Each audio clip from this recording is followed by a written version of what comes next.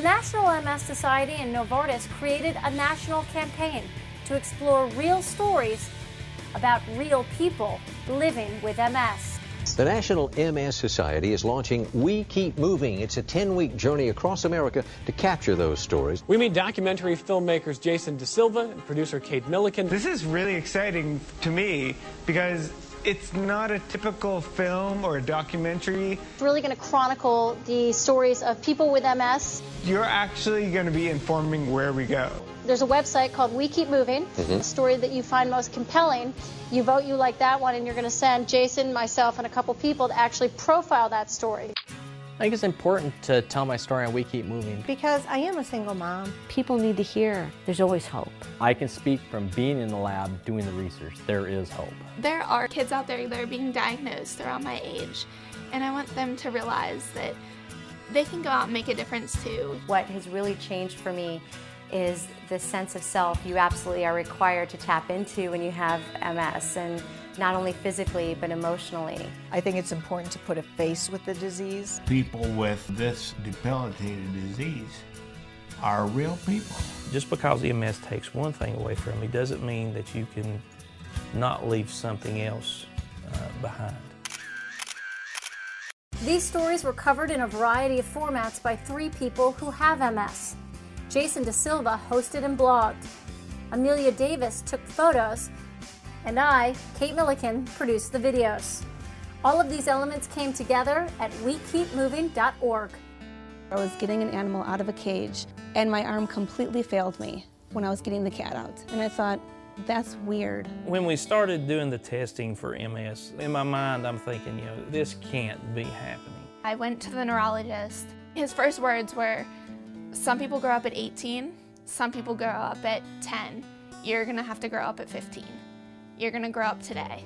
It was actually a relief to me to be diagnosed with multiple sclerosis because I knew what was wrong with me. It gave me a foe to be able to fight. Multiple sclerosis affects more than 400,000 people in the U.S.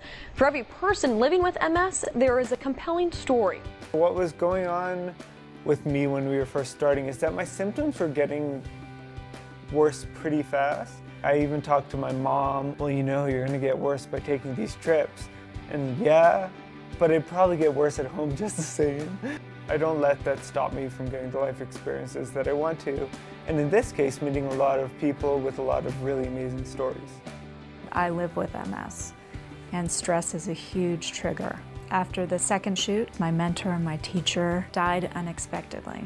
So for me, it was the fear of having an episode. But he was so excited about me doing this project that I decided to keep moving forward in his honor.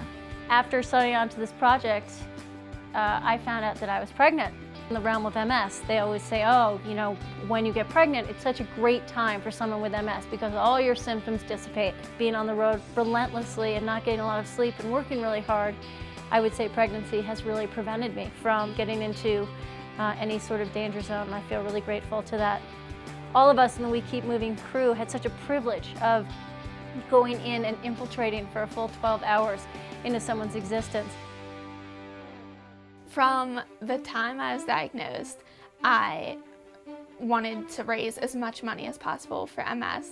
I went to the walk and I made everyone I know come with me and support through it, and they loved it. I raised over $75,000 towards MS research. It's the best feeling to go out and make a difference. I'd done quite a bit of research on the benefits of standing, and I thought, why can't we make a standing box? He's successfully accomplished something that he really wasn't sure he could do. I was never an athlete. I was like the little scrawny kid that never got picked for a team. Now the big thing is I want to make the air rifle team for the 2016 Paralympics. I'm also training for the National Disabled Veterans Wheelchair Games in July, and I'll be competing in air rifle and in 3 swimming events. But the one thing that I did see across all these different people is a strong sense of resilience. MS is a nightmare, and MS is a beast. That being said, the way I choose to deal with it is with humor and with an upbeat attitude to try to make lemonade from lemons. I have used my MS diagnosis not as an excuse for any failures, but as a motivator for all of my successes. It's only made me stronger and more determined. Before my diagnosis, I was pre-med, so I actually switched over to biochemistry because I didn't think I could be a medical doctor, and probably one of the best choices in my life because I found I loved science. MS was able to bring love to me. It was able to bring Mike into my life. I see everything in a different way. It's like I went to the optometrist and finally got the right prescription of glasses so that I could see life and what's really important in life. I came away with a whole different definition of grace. Even when watching the uncomfortable moments and the times that were physically awkward and especially difficult for me to watch as somebody who has MS, the grace that these people shared in the moments of their own personal journeys is what unites them as a group of extraordinary individuals who keep fighting to live life to the fullest.